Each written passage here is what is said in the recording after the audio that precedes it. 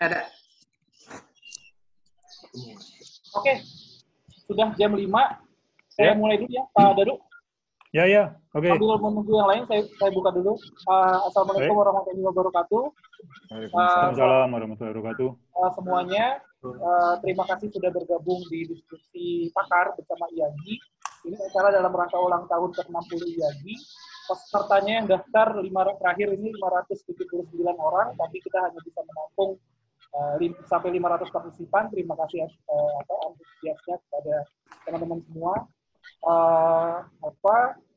Kemudian sudah bergabung juga Pak Dadu, Ketua IAGI, kedua narasumber Pak Agung dan Pak Igan juga nanti akan dimoderatori oleh Mas Pandi, yang semua juga sudah terhubung. Berikutnya saya langsung saja ke Pak Daru untuk dibuka Pak acaranya. Pak Daru, silakan Pak Daru. Baik, terima kasih. Assalamualaikum warahmatullahi wabarakatuh. Waalaikumsalam. Salam sejahtera untuk kita semua. Bapak-bapak, teman-teman, para senior IAGI yang saya hormati, selamat bergabung di acara kita, acara memperingati ulang tahun IAGI yang ke-60 sebenarnya. IAGI mungkin Bapak, teman-teman sudah pada paham ya, hari ini adalah 60 tahun usianya yang saya kira waktu itu didirikan oleh tim 6 yang terdiri oleh Pak Ismet Akil, Pak John Aryo Katili, Pak Sartono, kemudian Pak Sutaryo Sigi dan Pak Johannes, dan satu lagi Pak Bahtul Katap. Beliau sudah berpulang semuanya, sehingga saya kira jasa-jasa beliau perlu kita selalu ingat. Yang beliau-beliau yang mendirikan IAGI, organisasi wadahnya para ahli kebumian yang kita cintai ini. Ulang tahun kali ini terasa lain memang, soalnya biasanya kita berkumpul di satu tempat, kita bikin acara, ada tumpengan, ada doa bersama, bersyukur bareng-bareng. Nah, kali ini karena situasi tidak memungkinkan, kita rubah. Juga satu hal yang kita menjadi agak kehilangan adalah biasanya kita ada turnamen futsal tuh yang digemari oleh teman-teman muda kita sebagai turnamen tahunan memperebutkan IAGI Cup. Tapi tidak apa-apa, nanti akan kita tetap adakan kalau situasi sudah memungkinkan. Nah, sore ini kita akan mendiskusikan tentang aktivitas gunung api yang beberapa waktu terakhir aktif, terutama di Busur Sunda.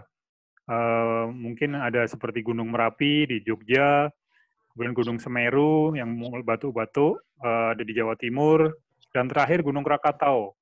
Kita sengaja mengundang dua pakar yang saya kira berdua ini adalah pakar-pakar. Yang satu di Jawa Tengah, ada mungkin Gunung Merapi yang dekat dengan Jogja, Pak Agung Harijoko. Kemudian satu lagi Pak Igan, senior kita juga, yang saya kira sudah malang melintang dengan berbagai pengalaman penelitiannya. Yang paling terkenal ya di Krakatau, Pak Igan kayaknya mengamati atau meneliti Krakatau selama 30 tahun lebih. Dan saya kira Pak Igan juga paham betul tentang Gunung Agung di deretan Busur Sunda juga, jadi nanti bisa dibandingkan. Nah, kenapa Busur Sunda menarik? Saya kira nanti bisa didengarkan dari beliau-beliau ini, tapi memang ini menjadi satu cerita yang bisa kita dengarkan bersama nanti. Kita bisa tanya jawab di situ juga. Saya kira itu pengantar dari saya. Sekali lagi, terima kasih atas kehadiran teman-teman semuanya. Saya kira rekor bagus, 579 pendaftar, walaupun nanti cuma diakomodasi 500 saja. Mudah-mudahan kita bisa mendapatkan pengetahuan yang lebih dan yang bisa kita share kepada teman-teman kita yang lain nantinya. Mudah-mudahan ada masukan yang bisa kita berikan kepada siapa saja, baik itu pemerintah, lembaga penelitian maupun lembaga-lembaga yang lainnya. Baik, selamat berdiskusi, mendengarkan paparan dari dua narasumber dan nanti dilanjutkan dengan diskusi ya. Sekali lagi, selamat berdiskusi, selamat ulang tahun IAGI yang ke-60, kita akan berusaha terus, IAGI tetap eksis dan bermanfaat untuk kita semua, terutama bangsa Indonesia. Demikian pembukaan dari saya. Assalamualaikum warahmatullahi wabarakatuh. Waalaikumsalam warahmatullahi wabarakatuh. Waalaikumsalam. Terima kasih Pak Daru. Berikutnya kita lanjut ke acara diskusinya. Ada 2 narasumber dan 1 moderator. Untuk teman-teman peserta yang bergabung sore hari ini, saya minta tolong sekali untuk audionya minta tolong di-mute. Kemudian untuk videonya silahkan dinyalakan. Nanti untuk bertanya, nanti moderator akan menjelaskan bagaimana bertanyanya seperti apa. Kemudian kalau ada yang mau share, ini kita rekam videonya, nanti kita akan bagikan di link YouTube-nya ya juga. Bagi teman-teman yang juga ingin membagikan kegiatan sore ini agar bisa di screenshot video di Zoom-nya ini, kemudian bisa di media sosial masing-masing dan minta tolong di tag IAGI di Instagram atau di Facebook. Saya langsung ke moderator, Mas Fandi, silakan. Baik, terima kasih Saudara Reza Permadi. Apakah suara saya cukup jelas? Jelas, Pan. Baik, Assalamualaikum warahmatullahi wabarakatuh, dan selamat sore kepada semua peserta yang telah hadir dalam acara diskusi pakar memperingati hari ulang tahun ke-60 Ikatan Ahli Geologi Indonesia yang berjudul Memahami Aktivitas Gunung Berapi Busur Sunda. Sebelumnya, perkenankan saya untuk memperkenalkan diri. Saya Fandi Fahreza, saat ini saya bergabung di Forum Geosaintis Muda Indonesia.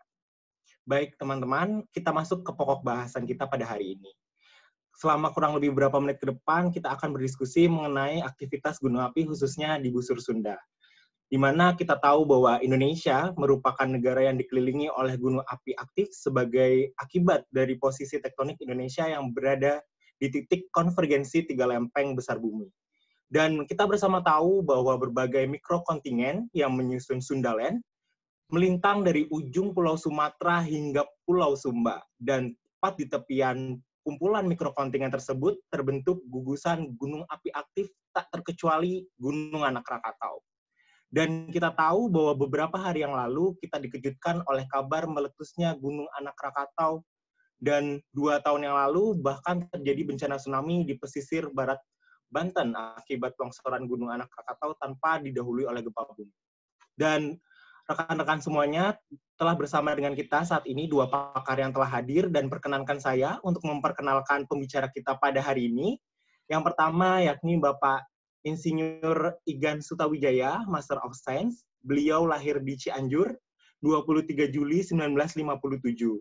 Saat ini beliau aktif sebagai ahli vulkanologi di Badan Geologi, dan selain itu beliau juga anggota Ikatan Ahli Geologi Indonesia yang juga bertanggung jawab untuk menjadi ketua redaksi majalah Geologi IAGI. Beliau memiliki latar belakang pendidikan S1 Geologi di Universitas Padjadjaran, kemudian beliau melanjutkan pendidikannya S2 Geologi Vulkanologi di Victoria University of Wellington, New Zealand, dan melanjutkan S3-nya di S3 Teknik Geologi Fakultas Teknik Universitas Padjadjaran. Pembicara kedua kita pada hari ini yakni Bapak Dr. Agung Harijoko, Sarjana Teknik Master of Engineering. Beliau merupakan dosen Departemen Teknik Geologi Fakultas Teknik Universitas Gadjah Mada. Dan beliau saat ini menjadi Kepala Pusat Studi Bencana Universitas Gadjah Mada. Langsung saja kita menuju ke presentasi yang pertama, yang akan dibawakan oleh Bapak Agung Harijoko, yang bisa dimulai kepada Saudara Reza Permadi untuk membantu proses penayangan slideshow-nya. Dan kepada Bapak Harijoko kami persilahkan. Oke, terima kasih moderator Mas Reza. Dan terima kasih kepada PPIAGI yang telah memberi kepercayaan kepada saya untuk menjadi salah satu narasumber dalam acara peringatan hari ulang tahun IAGI yang ke-60 dalam diskusi tentang aktivitas vulkanisme di Busur Sunda. Namun saya hanya karena keterbatasan waktu dalam menyiapkan materi, maka ini saya ambilkan dari 2 gunung api yang menarik di Pulau Jawa. Kalau Gunung Api Anak Krakatau. Ini Pak Igan sudah menjadi pakar yang ada di sana, yang sudah meneliti lebih jauh. Saya ingin menyampaikan tentang Gunung Slamet dan kompleks kaldera Bromo Tengger yang ada di Jawa Timur dan Jawa Tengah. Walaupun di Gunung Slamet pun nama Pak Igan selalu tercatat sebagai salah satu referensi yang sering disitir. Oke, jadi mengapa saya memilih Gunung Slamet dan kompleks kaldera Bromo Tengger? Yang menarik adalah bahwa di Jawa, khususnya di bagian tengah atau sampai timur, ini kita mempunyai kaldera. Karena kita ingin membicarakan tentang masalah bencana yang terbesar adalah dari erupsi pembentuk kaldera. Dan ini kita miliki di ujung timur Pulau Jawa, yaitu di Gunung Ijen, ya, kompleks kaldera Ijen, dan ternyata kompleks kaldera Bromo Tengger. Yang menarik adalah bahwa di Ijen ini ditandai dengan kumis, yang artinya komposisi magmanya adalah sudah yang berevolusi lanjut, sudah ke arah silisik. Sedangkan di kompleks Bromo Tengger, di sini walaupun di sana ada kaldera, namun komposisi magma yang ada di membentuk kaldera Bromo Tengger itu bukanlah magma yang silisik, yang dasitik atau reolitik, tetapi bergeser dari basaltik andesit menjadi andesit. Ini yang menarik, bahwa magma yang sedikit mafic atau basaltik andesit atau sampai andesit ini bisa juga menghasilkan erupsi berupa kaldera. Dan Gunung Slamet ini salah satu gunung api di Jawa Tengah juga, di mana sejarah gunung apinya juga sudah panjang, ada Slamet tua, Slamet muda, dan sekarang ada puncak atau kerucut yang aktif saat ini. Ini untuk next, ini saya atau yang mengoperasikan Mas Reza ya? Next. Iya Pak, saya yang mengoperasikan, nanti bilang saja. Oke, terima kasih. Oke, ini saya kira saya lewati bahwa kita ada di Busur Sunda, ya. Ini semua sudah hafal bahwa kita punya gunung api yang sangat banyak di Pulau Jawa, namun ingin menunjukkan posisi Gunung Slamet ada di Jawa Tengah, ya, dan gunung kompleks kaldera Bromo Tengger ada di Jawa Timur. Next, Mas. Selanjutnya, Mas. Oke, jadi ini kompleks Bromo Tengger. Jadi dari foto satelit ini diambil dari Google Earth, terlihat bahwa kompleks kaldera Bromo Tengger ini ditandai oleh morfologi yang rekahan membentuk kurva. Nah, ini yang menarik bahwa di sini ada kaldera di Bromo Tengger ini. Dan kemudian di dalam kaldera ini muncul kerucut-kerucut baru setelah aktivitas kaldera yang sekarang disebut sebagai Gunung Bromo yang sekarang. Dan Gunung Bromo sekarang yang paling aktif, yang erupsinya terus-menerus seperti itu. Next. Nah, penelitian yang pernah dilakukan di sini tentang kaldera ini adalah dari Zainuddin, bahwa dari Zainuddin 1990 ini menandai ada 3 kaldera yang pernah terjadi. Paling tidak ada 3 erupsi pembentuk kaldera di kompleks kaldera Bromo, yaitu Ngadisari nomor 1, kemudian nomor 2 adalah Argowulan, dan yang ketiga termuda adalah kaldera Lautan Pasir. Setelah pembentukan kaldera Lautan Pasir, kemudian muncul kerucut-kerucut yang lebih muda yang sangat aktif saat ini, yaitu Gunung Bromo. Seperti itu. Jadi di sini yang menarik adalah bahwa kita punya kaldera, yaitu yang magmanya tidak silisik, tapi cukup intermediate, sudah bisa menghasilkan kaldera. Apakah ini, bagaimana yang menarik adalah sebenarnya bagaimana ini bisa terjadi? Karena biasanya fragmentasi magma silisik lah yang bisa menghasilkan erupsi pembentuk kaldera. Next. Selanjutnya, tolong Mas. Nah, kalau Gunung Bromo sendiri, yaitu sebenarnya adalah kerucut gunung api yang di dalam kaldera, ini gunung apinya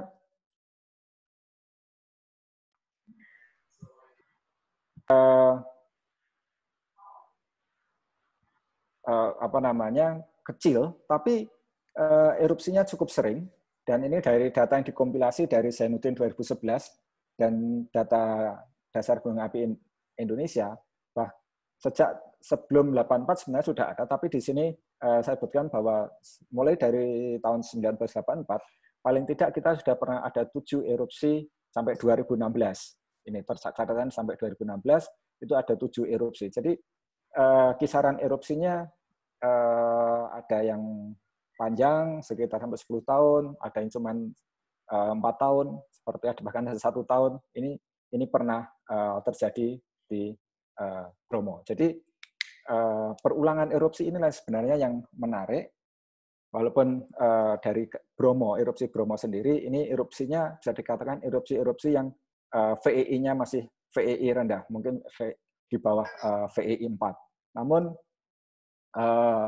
ini juga berpengaruh terhadap keekonomian lokal di sana karena Bromo menjadi daerah wisata dan banyak menarik devisa dari turis-turis asing, sehingga akhirnya juga kita mendengar isu bagaimana keselamatan wisata pada daerah wisata gunung api. Next, selanjutnya.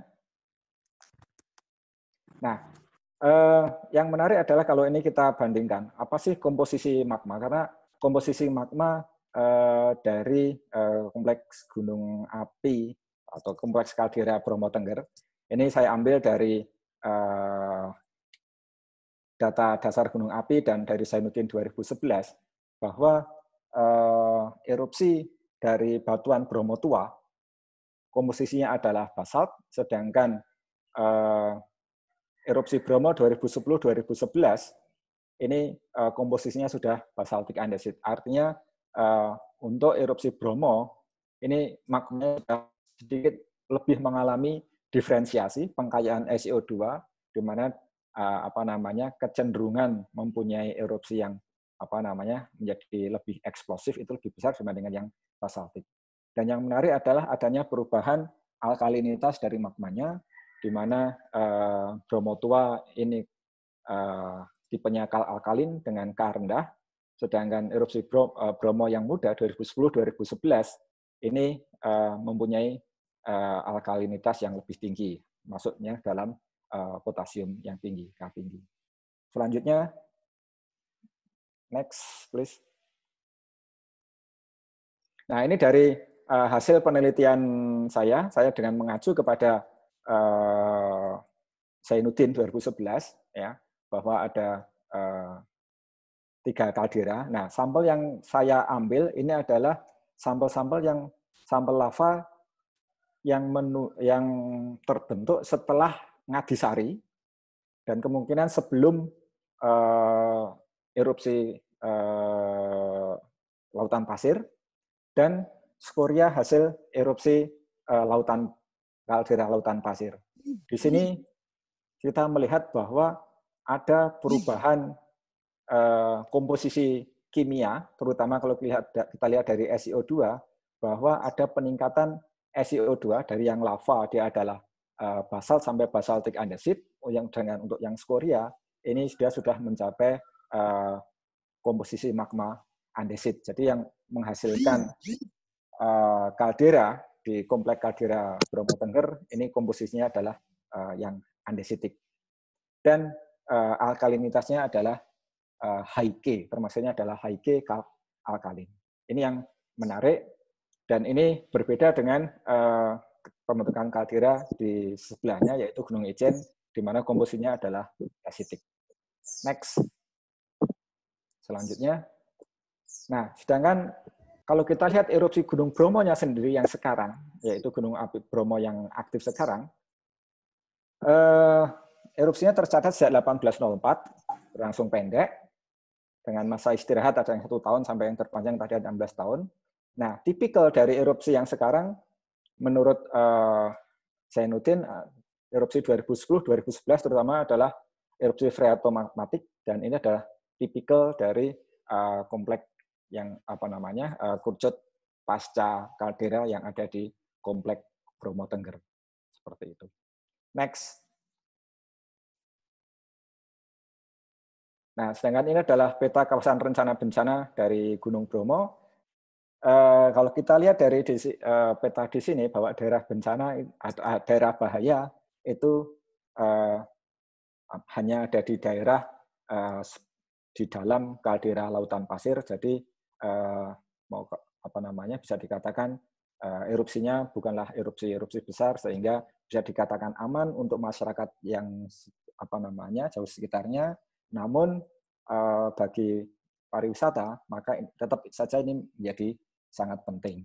Nah, yang menarik dari kawasan kompleks Bromo Tengger adalah bagaimana kita bisa memahami bahwa kaldera bisa terbentuk dari magma yang andesit.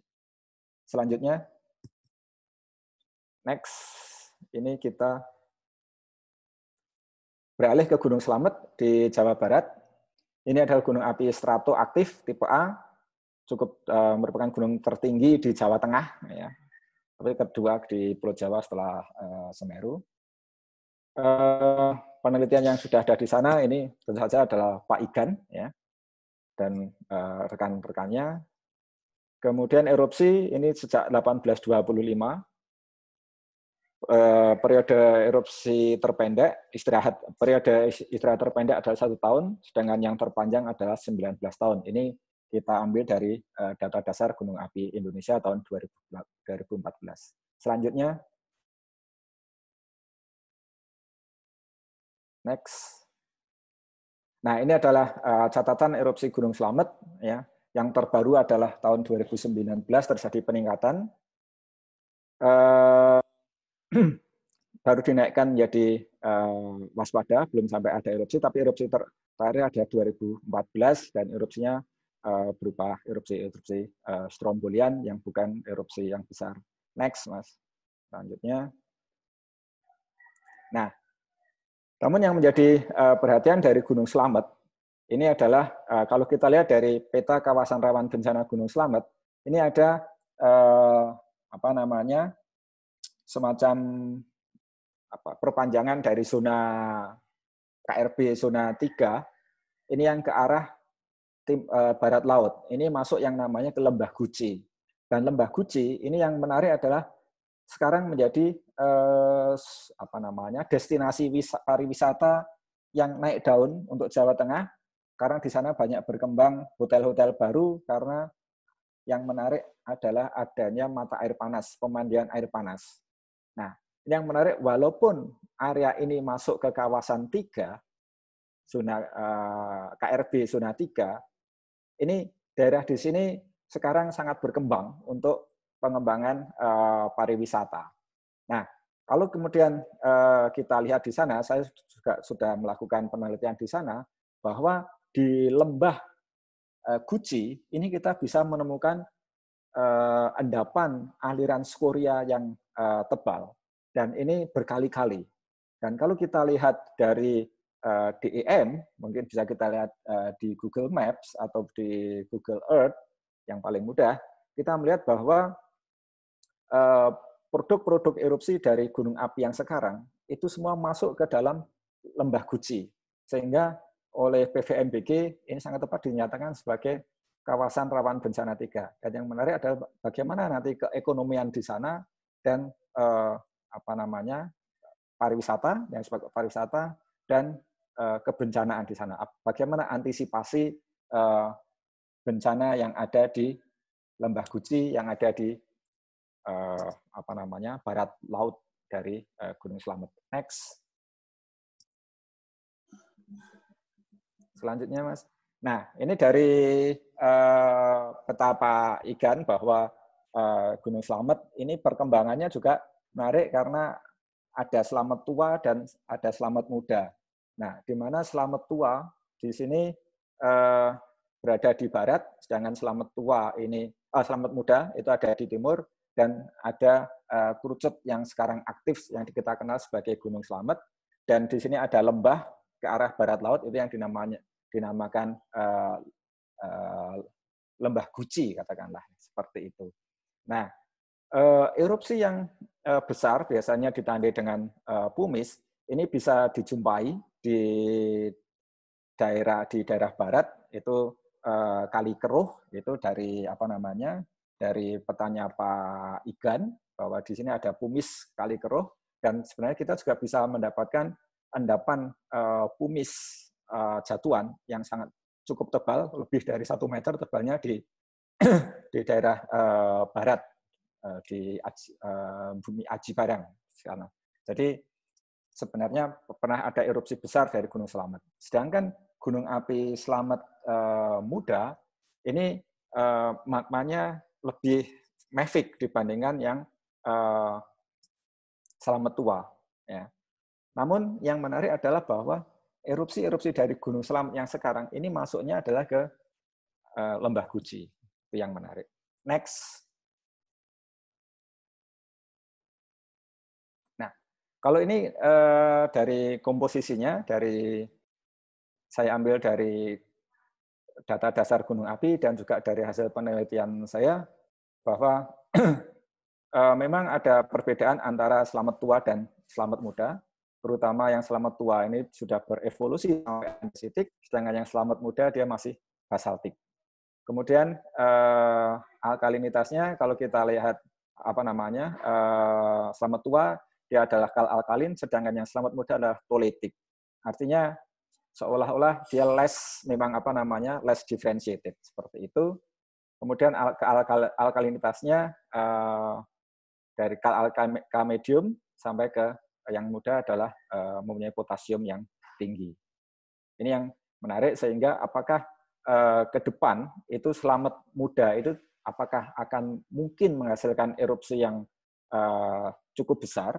Namun kalau kita lihat dari sejarahnya, dari endapan yang ada di Lembah Guci, kita punya endapan sukurial flow yang sangat tebal, sehingga sebenarnya Gunung Slamet pun suatu saat mungkin akan berulang mempunyai erupsi yang pernah sebesar erupsi yang mengalir ke Lembah Guci. Next. Dan ini masih sama komposisi magmanya memang ada proses diferensiasi. Slamet Muda ini less differentiated dibandingkan yang Slamet Tua. Next, saya skip saja. Jadi sebagai penutup bahwa kita punya dua gunung api dengan tipe magma yang masih berkisar di intermediate, namun pernah mempunyai erupsi-erupsi yang eksplosif di masa lalu.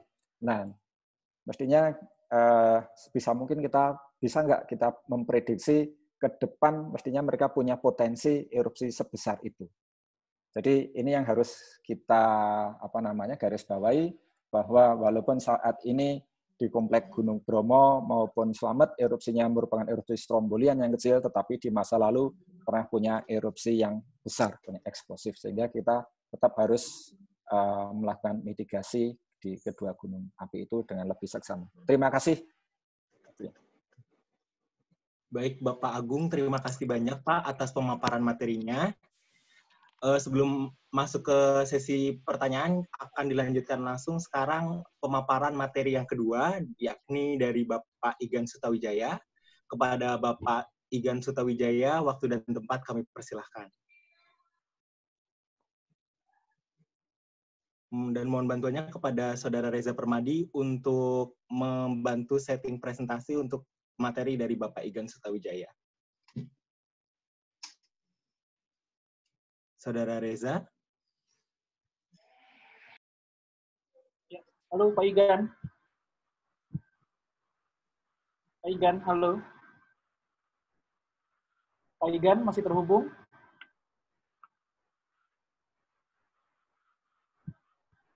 Halo Pak Igan.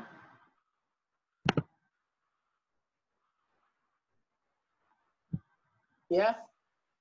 Oke. Bisa. Oke, Ya. Pak. Silakan Pak Igan presentasinya. Saya ya. akan. Baik. Saya akan saya diminta bicara masalah Krakatau. dengan Agung katanya. Jadi ya ini Pak Iken tinggal bilang next saja Pak ya. ya baik. Terima kasih. Jadi ya memang selama ini saya banyak ngurus masalah Gunung Api Krakatau ini. Jadi ya cukup dekat dengan anak Krakatau ini, terutama ya karena sekarang ini kan anak Krakatau yang kita bahas, yang Krakatau atau induknya itu kan udah nggak ada, hanya tinggal sisanya saja. Jadi anak Krakatau ini kan ya next ya udah next saja. Nah kita akan bahas di sini. Nah jadi kompleks Krakatau ini kan terletak di garis antara Rajabasa ya, Gunung Rajabasa, kemudian Sebuku, Sebesi sampai ke Panaitan. Nah itu semua gunung api yang muncul arah timur laut barat daya. Nah ini kenapa Krakatau justru yang paling aktif gitu kan? Rajabasa masih ada panas bumi di sana karena ini ada dua perpotongan ya sesar yang timur laut dengan barat laut Tenggara. Nah ini pas kompleks Krakatau itu di perpotongan itu sehingga dia sangat aktif sekali gunung api ini. Nah untuk itu kita menyarankan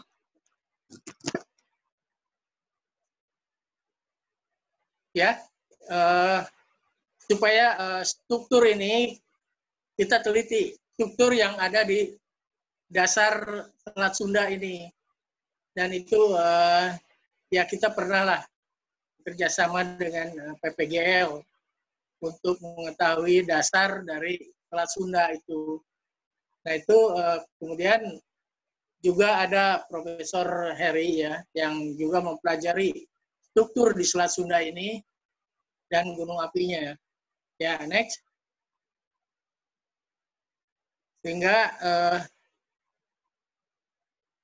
Sehingga kita bisa lihat struktur yang terjadi di Selat Sunda itu.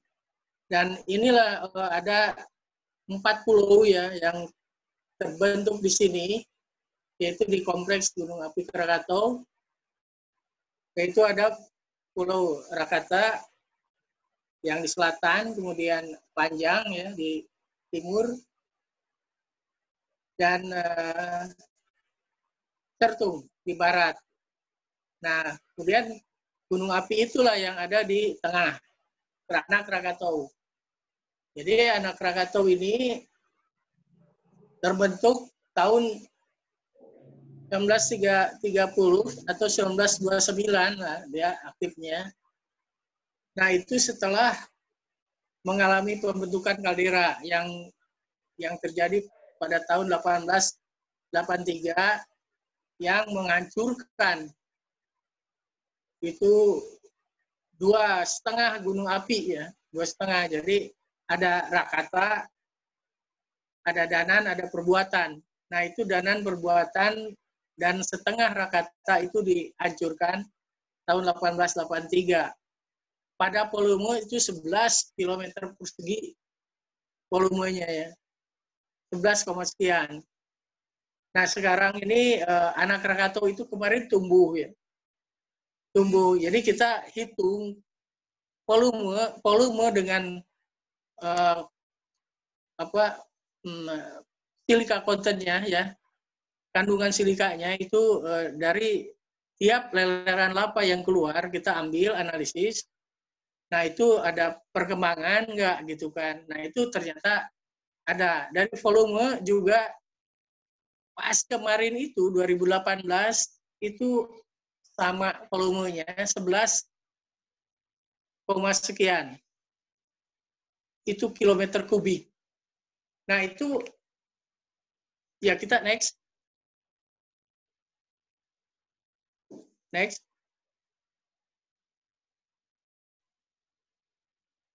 Nah, jadi perkembangan ya dari Krakatau Purba itu, ada yang bilang memang udah ada kejadian 3 kali pembentukan kaldera di sini.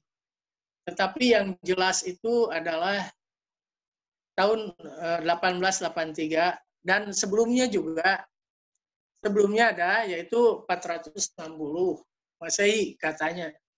Nah, kemudian 1883 tumbuh lagi 3 dan 3 gunung api itu menyatu di dalam kaldera Purba.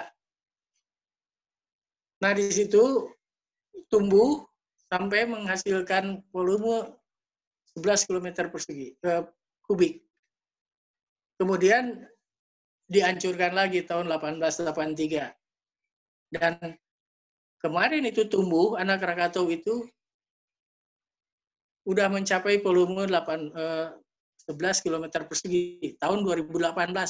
Pas kebetulan 2018 itu terjadi lagi penghancuran tubuhnya gitu. Sehingga ya kita sebagai instansi mitigasi itu pun kita memperingatkan ke Pemda ini gimana mitigasinya untuk anak Krakatau gitu kan, apakah bisa dilakukan ini gitu kan, atau waktu itu ya memang saya menyarankan mengurangi tubuh, tapi kan tidak setuju semua. Kemudian udah kalau gitu pasang detektor tsunami gitu kan di Selat Sunda. Nah, itu pun nggak dilakukan.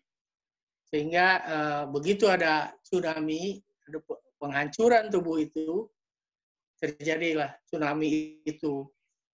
Jadi peringatan itu sudah disampaikan di Provinsi Lampung, kemudian juga di Kabupaten Lampung Selatan, kemudian di ITERA juga saya bahas. Itu fenomena itu gitu. Next. Nah, ini penampang yang menunjukkan bahwa Krakatau Purba itu ya sekitar 3.000 meter tingginya. Itu yang dihancurkan. Sehingga ini ada Rakata, kemudian ada Danan, dan ada Perbuatan. Nah, itu ya 2,5 gunung ini yang dihancurkan.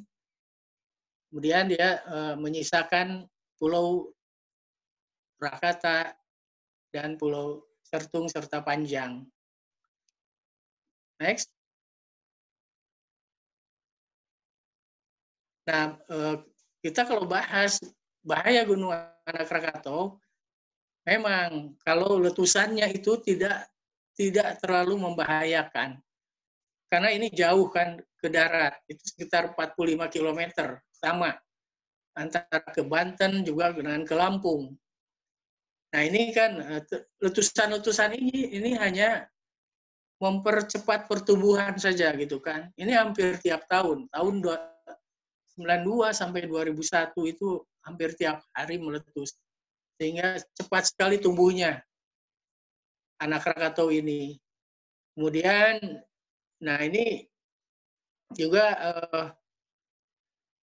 di samping itu juga yang mungkin saat itu berbahaya adalah abunya. Jadi abu itu kalau didorong dengan oleh angin gitu kan, dan ini mengakibatkan bahaya bagi penerbangan abu itu. Makanya bagi keselamatan manusia itu berkurang sekali, karena kecuali kalau dia mendekat apalagi mendaki ke anak Krakatau pada saat letusan, itu sangat berbahaya. Tetapi kalau hanya letusan begini kecil-kecil aja, jadi pelayaran juga melewat Selat Sunda tidak masalah.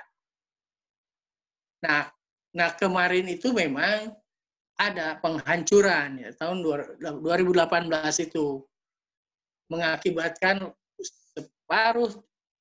hampir separuh gunung itu udah roboh duluan yang mengakibatkan tsunami di sana.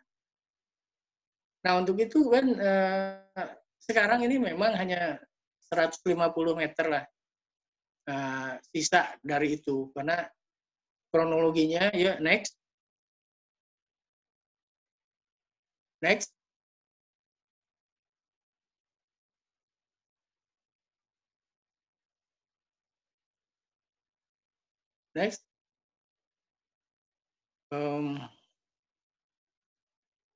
Ini loncat ya. Loncat. Nah ini pertumbuhan anak Krakatau yang kita ini dalam bentuk pulaunya ya, dimensi pulau. Jadi kelihatan. Jadi dari peningkatan tinggi gunung api itu kemudian tubuhnya melebar juga. Nah itu karena kegiatannya yang sering sekali. Itu hampir tiap tahun, malahan pernah hampir tiap hari meletus. Paling telat itu hanya 4 tahun lah, atau 8 tahun ada paling telat. Jadi ini sering sekali meletusnya. Nah itu kenapa? Karena kalau dibanding dengan besi, kemudian Raja Basa itu tidak ada aktivitas lagi. Next.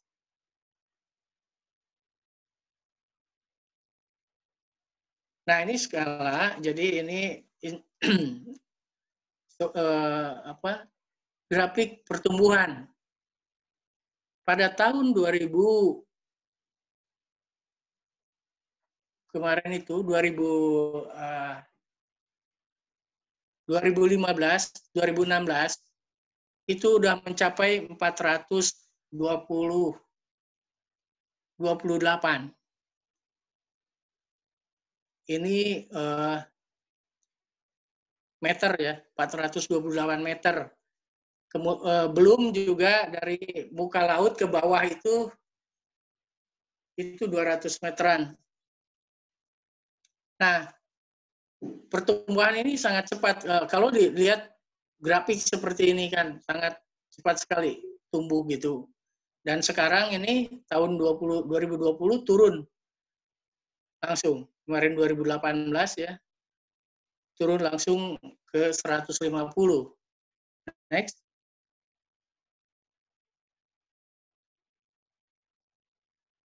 Nah, kemudian kita menghitung ya dengan ada rumus yang dipakai, itu ini pertumbuhan volume Gunung Krakatau itu 2018 ini, itu udah mencapai 11 sama dengan volume tahun 1883. Nah ini pernah saya ini karena khawatir juga gitu kan. Nah ternyata ya ini dibongkar juga tahun 2018 ini. Nah ini dihitung dengan Pak Profesor Stigno Bronto perhitungan itu. Ibu Sri Mulyani juga coba membuat grafik perhitungan, teori perhitungan pertumbuhan anak Krakatau ini. Dan ternyata 2018 ini ya mencapai 11 km kubik. Dan itulah yang mengakibatkan juga terjadinya tsunami. Nah, langsung next.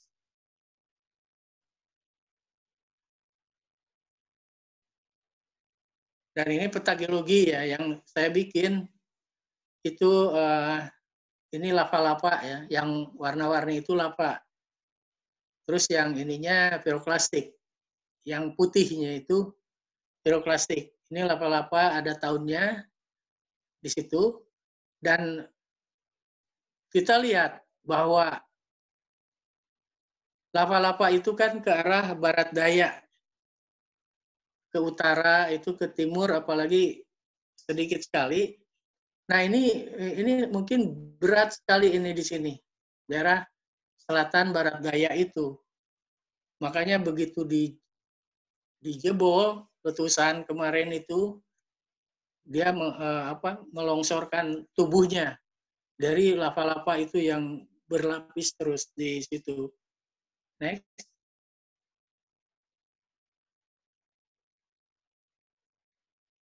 Ini lava terakhir waktu itu yang saya petakan. Langsung. Next. Dan ini perhitungan volume juga saya sertakan di situ. Ya, langsung next. Ya, ini pelebaran pulau itu sendiri akibat lereng lava dari puncak Anak Krakatau. Itu ada pertambahan. Jadi ini pelebaran pulaunya. Next. Nah, sekarang kita bahas bahaya tektoniknya. Next.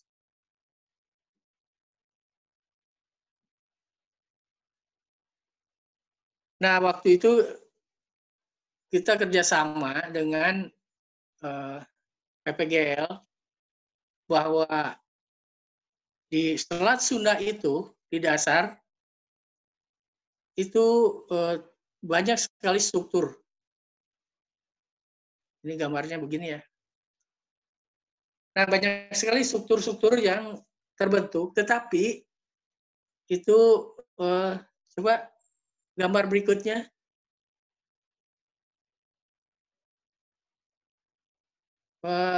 Balik lagi.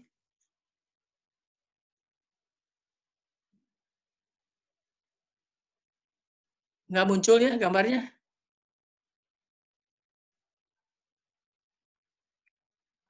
Gambarnya ya, Pak, nggak muncul. Iya, tidak muncul. Hanya ini saja. Ada rusak ya. Oke. Nah, itu sebetulnya kita menggambarkan di situ ada penampang yang menentukan struktur-struktur ini yang seperti ini.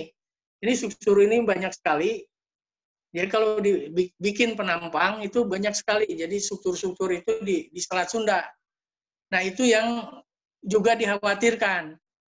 Karena kalau terjadi gempa atau patahan terjadi di Selat Sunda, itu mengakibatkan juga tsunami. Gitu. Tetapi saya lihat di atas struktur itu ada endapan yang cukup tebal, sekitar 200 meter. Itu endapan dari pembentukan kaldera. Jadi agak direndam getaran atau patahan-patahan yang diganggu oleh gerakan subduction dari selatan itu. Nah, itulah saya juga akan berkeyakinan bahwa gempa itu tidak akan langsung masuk ke Jakarta. Kalau terjadi misalnya di Selat Sunda atau di selatan. Karena gempa-gempa itu akan juga tidak terlalu terganggu oleh getaran atau dorongan dari selatan, sehingga kan ya selama ini kan jarang sekali ke Jakarta sampai besar. Apalagi misalnya yang disebut dengan megatrust itu selama ini kan belum terjadi. Nah, itu ada endapan. Mungkin sebelum pembentukan kaldera mungkin bisa terjadi megatrust di Jakarta, tetapi sekarang ini kan nggak itu. Jadi terendamlah patahan-patahan itu oleh endapan dari pembentukan kaldera di Selat Sunda. Itulah mungkin juga ada hikmahnya. Next.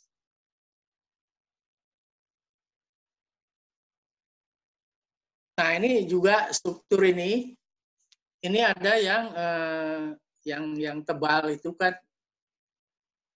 yang barat laut ya, Tenggara. Nah, itu kan memotong di sini di tengah kompleks Krakatau. Kemudian ada yang timur laut barat daya. Nah, itu papasannya itu di Krakatau, sehingga Krakatau ini sangat aktif gitu dengan kegiatannya. Ya, next. Next.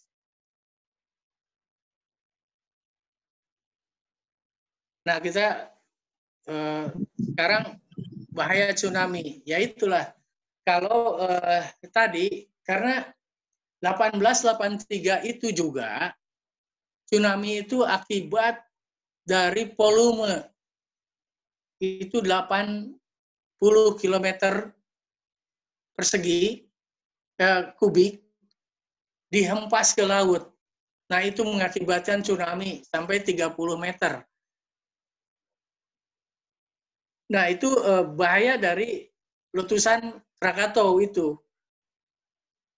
Di samping itu, ya kita lihat kan dari penampang tadi kan, banyak sekali sesar-sesar yang berada di dasar Selat Sunda itu, tetapi tertutup hampir lebih oleh endapan Krakatau. Sehingga itu kita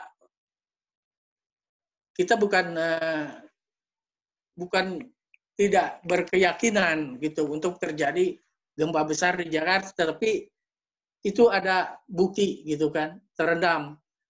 Sehingga gempa-gempa itu hanya terjadi di selatan aja, di selatan Banten, di selatan Sukabumi, sampai ke timur, ke Jawa Timur. Nah, ini yang foto ini tsunami 22 Desember tahun 2018. Ini yang warna biru. Ya, next.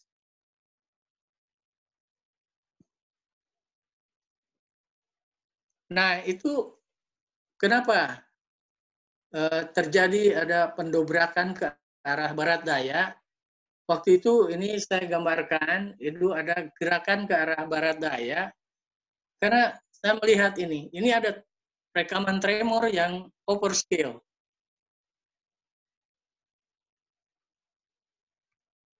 Ini rekaman tremor yang overscale terjadi sejak 20-21 Desember, itu terekam yang sangat intensif sekali. Next. Dan itu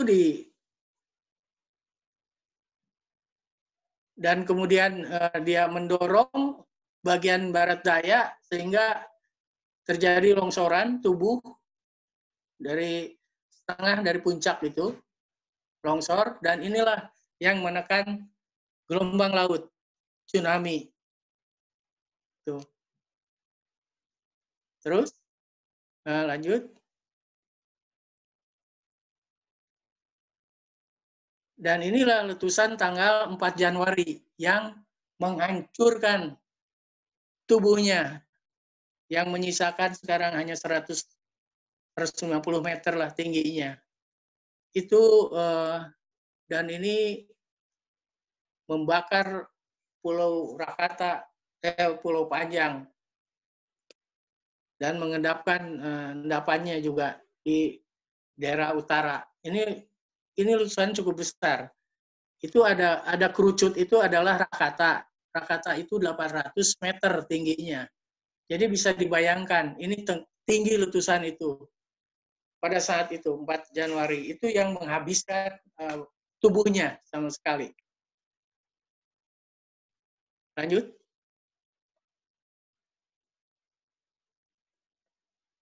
Lanjut. Dan ini sekarang sisa dari anak Krakatau itu. Jadi sering sekali terjadi letusan-letusan seperti ini. Jadi ada letusan freatik atau freatomagmatik juga terjadi seperti ini. Lanjut. Dan inilah 10 April yang menjadi masalah itu karena ini mendengar dentuman. Jadi yang terjadi dentuman itu adalah di Depok dan di Bogor katanya. Nah, sedangkan di pos pengamatan itu dia merekam letusan ada, tetapi tidak mendengar dentuman itu. Apalagi sampai ke Bogor, itu yang jadi masalah. Makanya ini dentuman itu bukan dari anak Krakatau, karena sering sekali letusan-letusan seperti ini saya lihat, perhatikan itu panjang tahun ini. Itu tidak ada, tidak masuk akal lah. Dentuman itu dari letusan anak Krakatau. Makanya jadi silakanlah yang lain, mungkin BMKG yang akan menelusuri suara dentuman itu. Kalau Krakatau tidak mungkin itu akan terjadi di situ. Nah, ini kan juga sama kan. Jadi ini di close up foto ini dari PPMBG dan mereka nggak dengar. Dan saya tanya juga di dinas Provinsi Banten juga nggak dengar katanya ada dentuman. Pada saat tsunami pun orang nggak dengar ada dentuman. Sehingga kan orang tiba-tiba aja didorong oleh tsunami. Nah itulah. Ya sekarang mitigasi untuk selanjutnya mungkin untuk anak Krakatau sekarang hanya terjadi letusan-letusan. Jadi ini grafik ini adalah kandungan silika ya. Kandungan silika pada saat 2010 itu saya dapat memang analisisnya karena saya nggak ke Krakatau, nggak ngambil sampel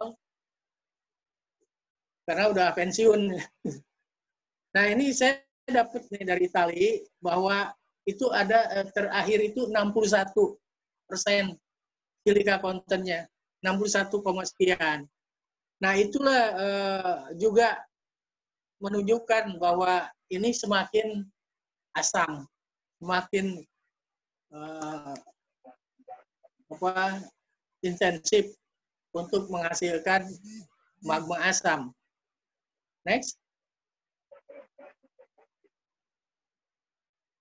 Nah ini pemantauan juga kita udah lakukan dari 2 pos. Kemudian pemasangan alat pendeteksi tsunami waktu itu kita udah sarankan, tapi belum dipasang. Next.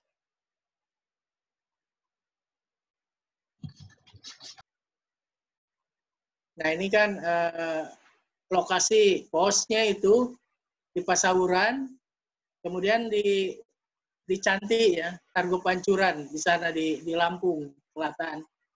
Yang di Banten itu di Pasauran, itu berbatasan Serang dengan Pandeglang. Next.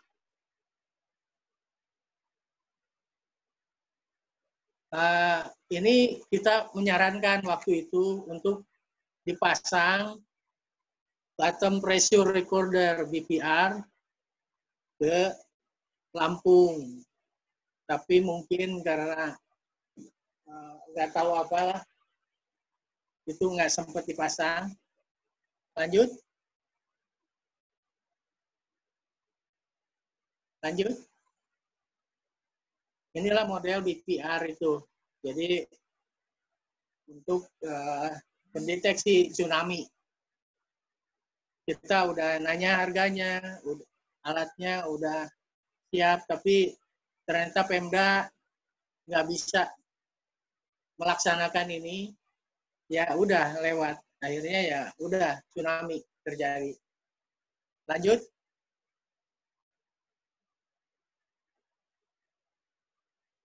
Ya ini yang dipasang di Amerika. Lanjut. Nah itu untuk Krakatau ya. Untuk ini Agung gimana? kita rest dulu atau saya lanjutkan. Moderator mana? Bagaimana Pak?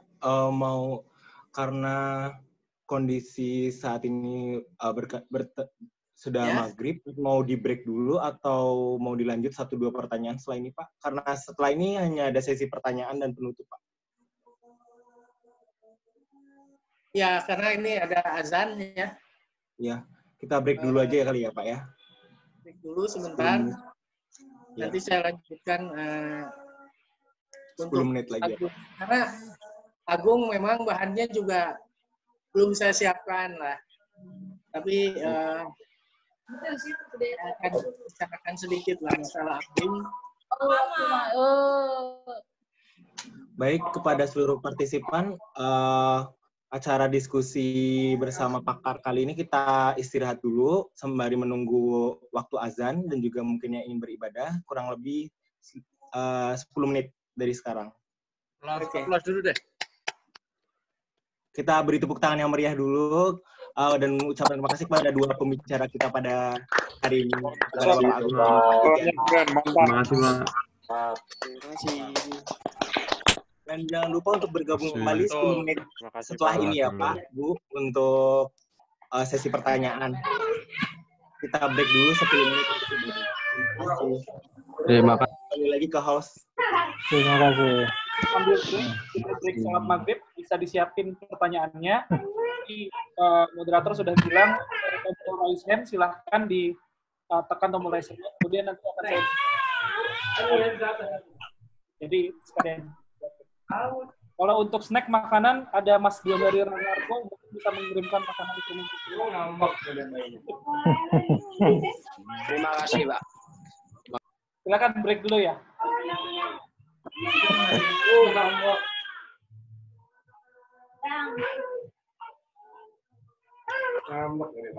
Kita kembali jam 18 sama itu ya.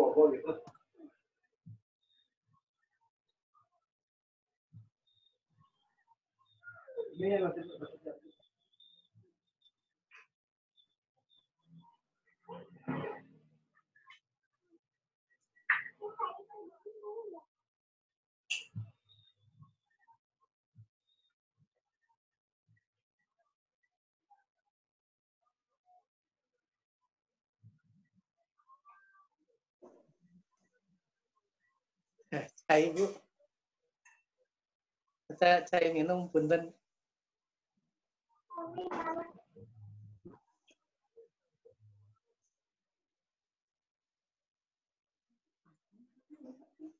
Banyak sih, 500.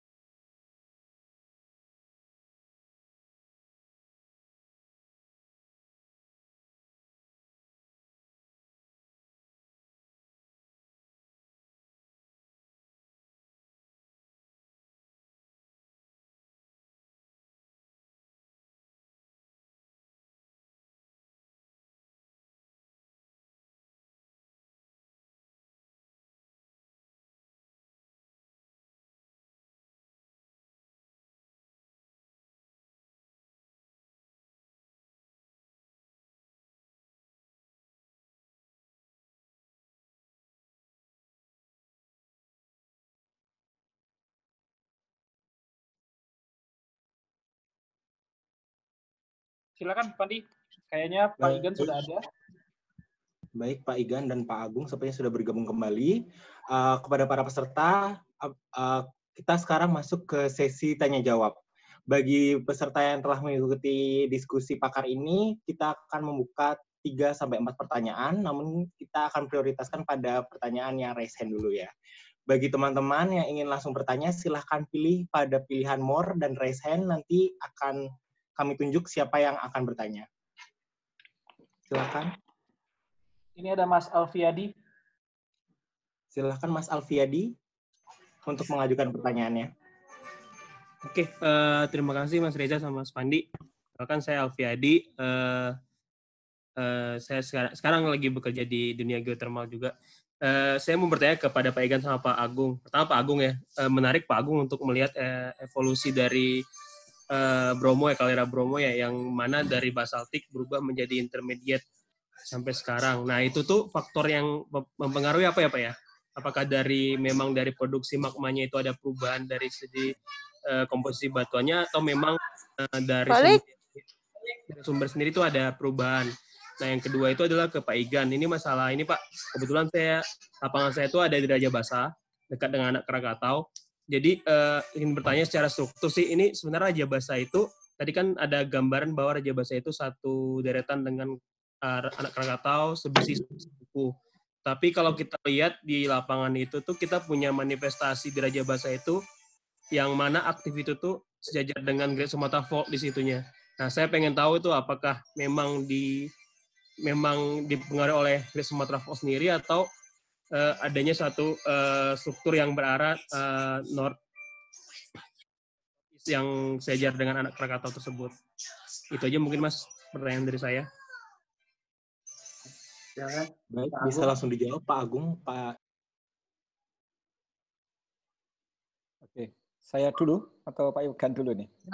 Kan Pak Agung. Saya dulu ya. Ya. Terima kasih. Pertanyaannya perubahan magma di gunung api ini pada umumnya adalah karena proses diferensiasi, jadi proses yang terjadi di dapur magmanya. Nah, ini yang harus kita lihat apakah kalau kita lihat dari plot-plot yang ada itu memang masih menunjukkan satu tren diferensiasi dari Bromo yang tua sampai yang muda ya.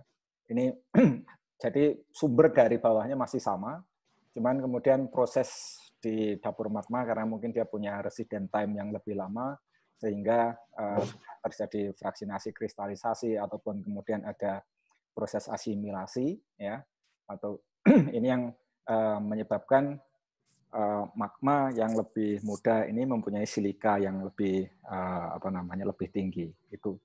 Nah, yang menarik adalah di Slamet, di mana Slamet tua ini sudah berevolusi sampai andesitik, tetapi ternyata Slamet yang lebih muda ini kembali lagi menjadi magma yang kurang terdiferensiasi atau yang lebih mafic. Nah, proses seperti itu biasanya terjadi bahwa magma yang lebih muda itu lebih mafic ya. Itu jika terjadi ada pengosongan dapur magma. Tapi ini biasanya berasosiasi dengan caldera forming eruption seperti yang ada di Batur di Bali, di mana pernah ada erupsi pembentuk kaldera yang besar dengan magma dasitik, tapi kemudian batur yang muda sekarang dia adalah basaltik. Nah, apakah di Slamet ini pernah ada pengosongan dapur magma? Salah satu kandidat adalah memang erupsi dari Slamet tua ini ada diakhiri sampai yang menghasilkan erupsi Plinian yang ditandai dengan adanya endapan pumis. Nah, apakah memang Slamet muda ini, Slamet tua itu diakhiri kulminasi oleh erupsi besar Plinian, ya, erupsi besar Plinian yang menghasilkan pumis yang tebal, kemudian muncul Slamet muda sehingga magmanya seperti resetting kembali dari awal menjadi yang mafic, menjadi basaltik seperti itu. Kemungkinan itu, Mas Alfiadi. Terima kasih. Oke Pak Agung, terima kasih Pak.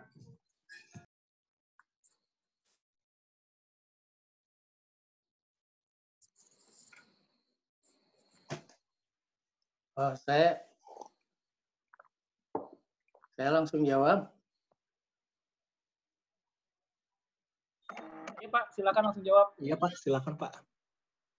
Ya, tadi pertanyaannya itu kan kegiatan ya, yang Raja Bahasa seperti Sebuku itu tidak aktif lagi.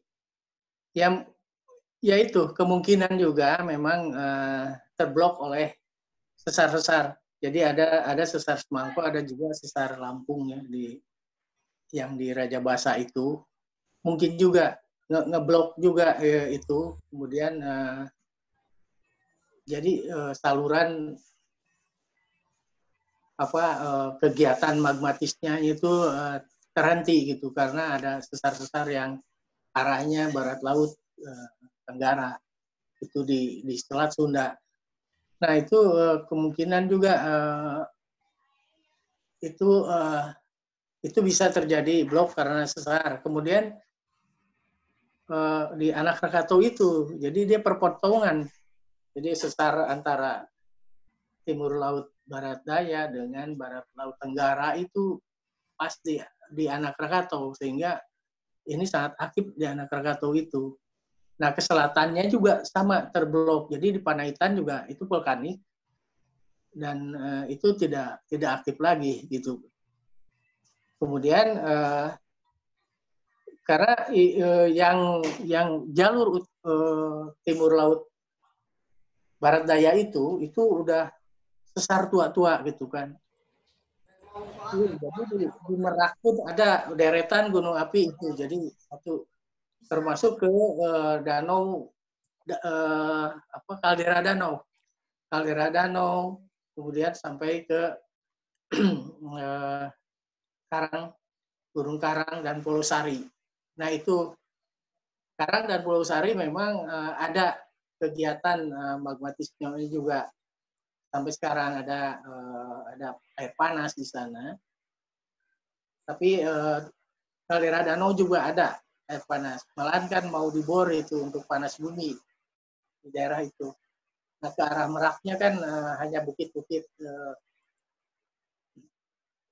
andesit aja di sana. Yang sekarang udah dibongkar untuk keperluan pembangunan. Jadi hal itulah. Jadi ada dua jalur yang antara timur laut barat daya itu yang tua, yang kemudian itu adalah Selat Semangko itu yang aktif sampai sekarang. Kemudian yang di Teluk Lampung juga masih ada aktif gitu kan.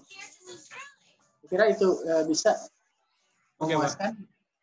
Terima kasih Pak Igan atas ininya penjelasannya Pak.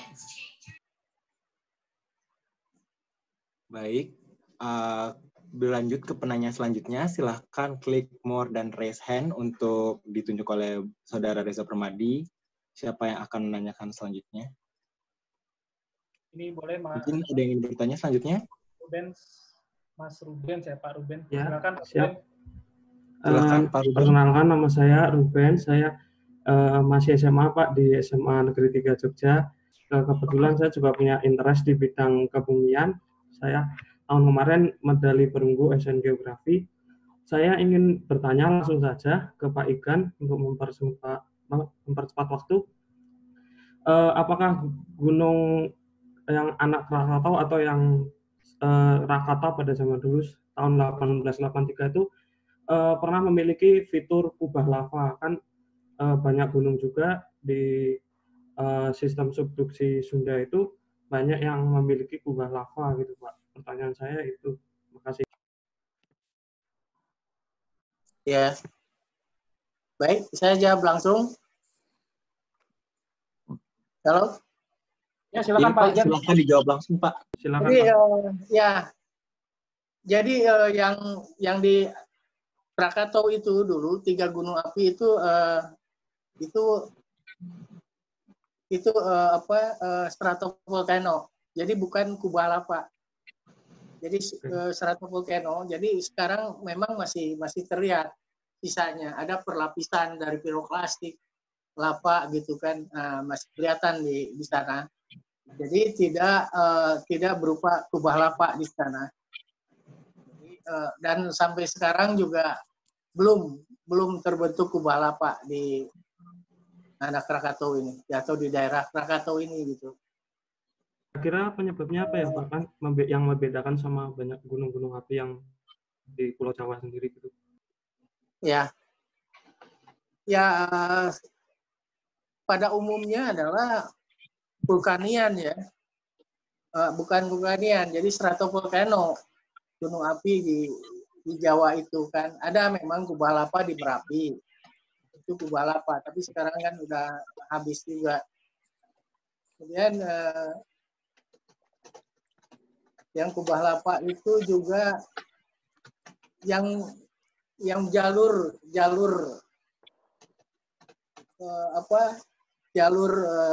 gunung api itu pada umumnya lah stratovolcano ya terbentuk. Jadi ada kubah lava juga. Kemudian yang sering terjadi kubah lava itu di Gunung Laut ya, Kediri itu juga sering itu. Terbentuk sudah kubah lava, tapi kadang-kadang dihancurkan lagi gitu, habis lagi, kemudian tumbuh lagi. Nah itu di Gunung Kelut yang sering terjadi kubah lava, karena di sana itu komposisinya masih andesit sebetulnya di Gunung Kelut,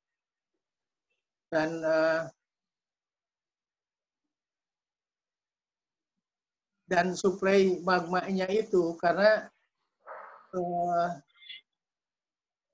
Gunung Kelut juga dihancurkan oleh letusan-letusannya sehingga bentuk gunungnya tuh nggak karuan gitu kan. Nah itu terbentuk kubah lava itu kemarin tahun 2007. Kemudian dihancurkan lagi 2010 oleh letusan. Nah itu cukup besar gitu kan. Sampai sekarang belum ada kegiatan lagi. Jadi masih terisi air lagi menjadi danau. Oke Pak. Ya. Ya, terima kasih Pak. Baik. Ya, terima kasih Saudara Ruben atas pertanyaannya. Masih dibuka sesi pertanyaan. Bagi yang ingin bertanya silahkan raise hand-nya kepada Bapak Ibu peserta. Ini yang paling atas deh ya. Silakan Pak Vincentius ini. Saya ngambilnya dari urutan raise hand paling atas. Pak Vincentius. Bapak Vincent. Oke, selamat malam Pak Igan. Terima kasih Malam. atas materinya. Selamat malam Pak Agung. Terima kasih juga atas materinya. Ya, pertanyaan saya ini untuk Pak Igan Pak tentang tsunami Krakatau tahun 2018. Ya. Jadi pertanyaan saya, apakah ketika tsunami tersebut pada tahun 2018 ada juga dipengaruhi oleh kenaikan air laut sehingga terjadi sliding, atau hanya dari kegiatan vulkanisme dari Krakatau saja Pak yang sehingga menyebabkan longsoran itu? Terima kasih. Ya itu, jadi pengaruh air nggak ada peningkatan. Jadi itu murni longsoran dari tubuh, dan longsoran itu disebabkan oleh dorongan energi dari dalam, sehingga dia menjebol bagian barat daya itu, kemudian longsor. Nah, ya diikuti dengan keluarnya magma letusan itu. Jadi yang disebut dengan surveian itu, mereka menyebutnya itu orang asing. Nah, pada saat longsor itu, dan itu nggak sekaligus itu 2/3 gunung ya, hampir 2/3-nya itu puncaknya itu yang dilongsorkan, tetapi nggak sekaligus. Tanggal 22 itu longsor hanya bagian barat daya, itu kan, kemudian turun. Jadi ada foto-foto satelitnya, kemudian dia turun, dan tanggal 24-nya itu letusan lagi. Dan yang dihancurkan sama sekali adalah tanggal 4 Januari. Itu letusannya sangat luar biasa. Tinggi sekali itu. Itu ada 15 km, nggak sampai lah. Mungkin 6-8 km lah tingginya itu. Dibandingkan dengan kondisi Rakata ya, tingginya yang 800 meter. Nah itu, jadi itu murni longsoran akibat letusan ke samping gitu. Jadi kan kawah ke puncaknya itu masih ada dia aktif. Kemudian karena dia turun sehingga menyumbat waktu itu dan 24 diletuskan habis, dan itu tidak menimbulkan tsunami tanggal 24-nya itu. Jadi 22 itu yang longsor karena itu di situ lava melulu. Jadi lapisan lava yang sangat padat yang dilongsorkan itu sangat kuat mendorong air laut pada saat itu. Begitu, Pak. Oke, Pak. Terima kasih atas penjelasan dari pertanyaan saya. Sudah terjawab pertanyaan saya. Terima kasih, Pak. Selamat sore. Baik, terima kasih. Baik, terima kasih. Untuk pertanyaan selanjutnya, saya akan bacakan dari chat ya. Untuk pertanyaan dari Julianta Panjaitan. Pertanyaannya yakni yang mendrive magma basa menjadi asam apa ya? Apakah pengaruh sudut subduction zone-nya? Silahkan Bapak Igan dan Bapak Agung untuk dijawab. Silakan Pak Agung dulu. Atau saya? Mau Pak Igan dulu yang sudah ini di layar. Baik ya, jadi selama ini letusan memang ada drive ya, yang biasanya diawali itu dengan magma asam. Karena pengumpulan, kecuali yang sering sekali yang meletusnya, itu tidak akan berubah trennya ya, tren dari silikanya itu. Tapi yang agak, kalau dia istirahatnya lama, nah itu yang dia mengumpul tenaga dan dari gas-gas asam dan mempengaruhi juga batuannya. Nah itu yang mendobrak, itu yang intensif mendobrak dari kekuatannya. Jadi energinya cukup kuat kalau magma itu asam gitu kan, sehingga letusannya besar. Tetapi sebelum terjadi letusan besar itu, dia mengantisipasi juga batuan penutupnya gitu. Nah, untuk itu jadi pemanasan dari air tanah atau geotermal yang ada di itu dipanaskan dulu dan terjadi letusan freatik dulu. Biasanya letusan freatik itu memulai kalau gunung itu udah lama sekali istirahat. Freatik dulu baru diikuti magmatiknya. Seperti halnya di Sinabung. Sinabung itu freatik dulu gitu kan. Tapi ada jeda waktu 2 tahun. Setelah itu kemudian baru dia menghantam penutupnya itu. Letusan-letusan yang cukup besar. Nah itu, jadi ada perkembangan dari magmatismenya. Dan setelah ini dikeluarkan, magma basalnya yang naik. Dia yang menutup kegiatan letusan itu. Baik. Mungkin saya nambahkan, jadi ini proses pembentukan magma di surga pada umumnya ya. Ini sudah ada semacam korelasi antara sudut penunjaman dan kemudian kedalaman dari terjadinya partial melting di mana proses pembentukan magma terjadi. Nah, magma pada umumnya partial melting ini terjadi pada kedalaman 110 km. Pada kedalaman 110 km. Nah, sehingga ini apa namanya? Tentunya ini kaitannya adalah dengan sudut penunjaman dan kemudian jarak lateral dari trend seperti itu. Nah, tapi pada umumnya magma itu terbentuk karena partial melting dan materi pembentuk magma yang utama itu adalah mantel. Dan karena mantel itu adalah komposisi peridotit, katakanlah peridotit, sehingga magma yang terbentuk itu pada umumnya adalah magma basaltik. Nah, kemudian magma basaltik ini karena gaya buoyancy naik, menembus di kerak. Nah, selama dia di kerak inilah kemudian dia mengalami proses diferensiasi, apakah mengalami magma mixing, apakah dia mengalami fraksinasi kristalisasi, ataupun juga asimilasi dengan apa namanya batuan di sampingnya, ya, dinding dapur magma, sehingga ada kenaikan SiO2. Nah, sehingga di sini berubah dari magma yang basaltik berubah menjadi intermediate, bahkan bisa berubah menjadi magma yang silisik, apakah sampai dasitik, apakah sampai rhyolitik. Jadi prosesnya adalah proses-proses atau perubahan dari magma basaltik menjadi silisik. Ini terjadinya ada di dapur magma. Itu mungkin yang bisa saya tambahkan sebelum kemudian magma itu tadi erupsi naik ke permukaan. Terima kasih. Baik, terima kasih Pak Agung dan Pak Igan untuk jawabannya. Sesi pertanyaan masih mau dilanjut satu pertanyaan lagi Pak Igan dan Pak Agung. Boleh. Boleh, satu pertanyaan lagi ya Pak ya. Pertanyaan dari, ini saya baca dari chat ya Pak ya.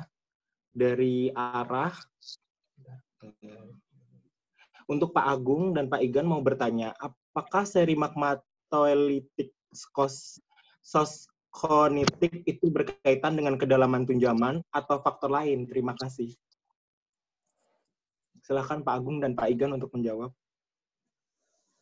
Pak Agung atau dan juga Pak Igan, keduanya boleh. Ya. Mungkin tadi putus-putus Mas, bisa diulangi nggak pertanyaannya Mas? Bisa baik, saya ulangi ya Pak ya. Mohon maaf Pak. Jadi pertanyaannya, apakah seri magma tholeiitic soskonitik itu selalu berkaitan dengan kedalaman tunjaman atau ada faktor lain? Terima kasih. Oke. Silakan Pak untuk dijawab. Oke, saya jawab dulu bahwa magma tholeiitic soskonitik ini apakah terkait dengan sudut penunjaman, ini kelihatannya belum banyak orang mendiskusikan itu. Biasanya orang mendiskusikannya bahwa yang semakin tinggi potasiumnya, itu partial melting-nya lebih dalam. Jadi mereka mencontohkan pada zona subduksi di Jawa, ya, maka mengapa Muria mempunyai kandungan potasium yang tinggi, yang menjadi alkalin bahkan sosonitik, ya, karena penjelasannya adalah partial melting yang menghasilkan magma Muria itu lebih dalam dibandingkan partial melting pembentukan magma di katakanlah Merapi, bahkan sampai lebih ke utara lagi Merbabu, ataupun yang Sindoro, Slamet, yang Ungaran. Jadi bukan karena sudutnya, tapi karena memang kedalamannya. Di mana kedalamannya di sekitar 200 sekian kilometer. Itu untuk pembentukan magma-magma yang mempunyai potasium tinggi. Itu.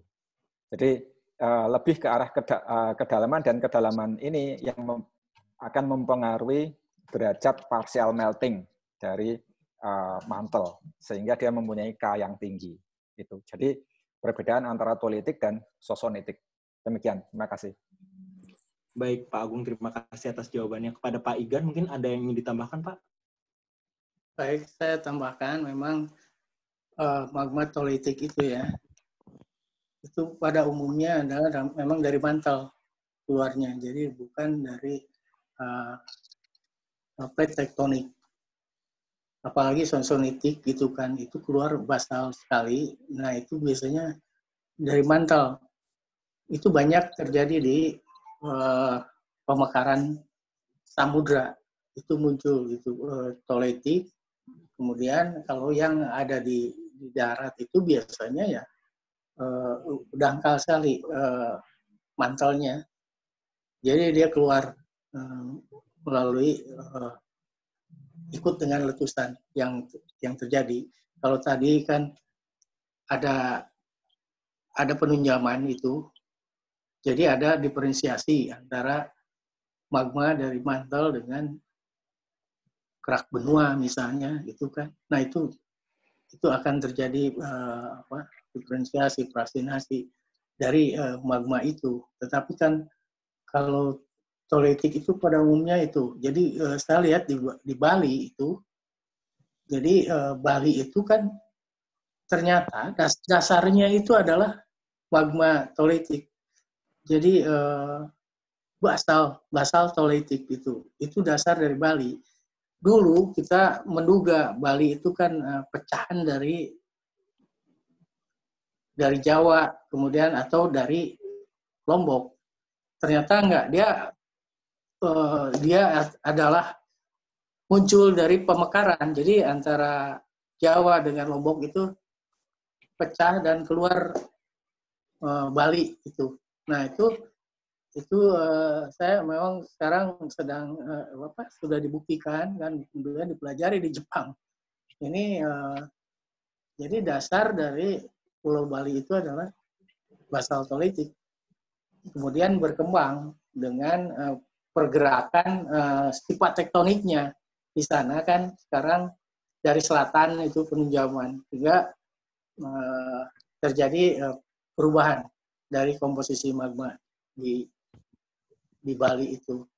Jadi kalau mau lihat itu bagian timur Bali itu adalah basaltolitik. Ya, cukup nggak? Baik Pak Igan, terima kasih atas jawabannya. Karena banyaknya pertanyaan yang masuk, baik pada kolom chat dan juga raise hand, dari panitia mengarahkan untuk pertanyaan yang tidak terjawab, akan kami coba hubungkan kembali kepada pakar kita pada kali ini, dan akan kita coba share jawabannya setelah diskusi kali ini. Ya. Dan terima kasih kepada Pak Igan dan Pak Agung atas kesempatannya. Demikian sesi diskusi pada kali ini. Dan perkenankan saya untuk sedikit menyampaikan kesimpulan dari apa yang kita diskusikan pada hari ini, yang dimana saat ini Indonesia memiliki gunung api yang cukup banyak, dan dalam perjalanannya gunung api memiliki keunikan masing-masing dalam proses evolusinya. Dan maka dari itu, meskipun saat ini mungkin tipe letusannya tidak seberbahaya pada proses sebelumnya, namun kita harus tetap mawas dan waspada, dan tetap mementingkan proses mitigasi, karena kita tidak bisa meramalkan proses yang akan terjadi selanjutnya pada gunung api. Dan demikian yang bisa saya sampaikan. Saya Fandi Fahreza, mewakili rekan kerja yang bertugas, mengucapkan terima kasih kepada pembicara yang telah bergabung pada diskusi pakar kali ini, yakni Bapak Agung dan juga Bapak Igan. Semoga apa yang disampaikan dapat bermanfaat bagi kita semuanya. Dan terima kasih kepada seluruh attendance yang telah mengikuti acara ini dengan hikmat dan baik. Dan juga mohon maaf jika ada kekurangan dan kesalahan selama acara ini berlangsung. Saya Fandi Fahreza mohon undur diri, saya kembalikan ke pembawa acara Reza Kembali. Oke, baik. Silahkan, terima kasih kepada Mas Fandi, moderator, juga Pak Agung dan Pak Igan, narasumber kita. Boleh tepuk tangan di rumah masing-masing dulu mungkin sebelumnya untuk kedua narasumber. Terima kasih. Tadi berarti sudah sampaikan karena banyaknya sekali pertanyaan. Lihat Mas. Nanti kita akan coba tampung pertanyaan-pertanyaan di kolom chat. Kita nanti izin Pak Igan dan Pak Agung, pertanyaan-pertanyaan yang belum terjawab mungkin saya akan berikan secara ke Pak Agung, Pak Igan bisa dijawab ya Pak ya. Nanti bisa siap pertanyaan saya, kita bisa akomodir semua pertanyaan. Saya Pak Agung, Pak Igan ya. Ya, siap Mas. Oke, terima kasih atas waktunya. Untuk teman-teman yang masih ingin bertanya, silakan kita tunggu di kolom chat. Kemudian juga kita IAGI akan rencananya akan rutin membuat diskusi online seperti itu dan juga sarannya di kolom chat kira-kira berikutnya topik apa yang mau IAGI bahas. Kita di kolom chat, tapi akan kita coba tampung dan kita akan buat diskusinya sesuai dengan kawan permintaan dari teman-teman GSI. Itu penutup boleh Mas Sekjen, Mas Andar apa masih terhubung? Mas Sekjen IAGI sebagai penutup.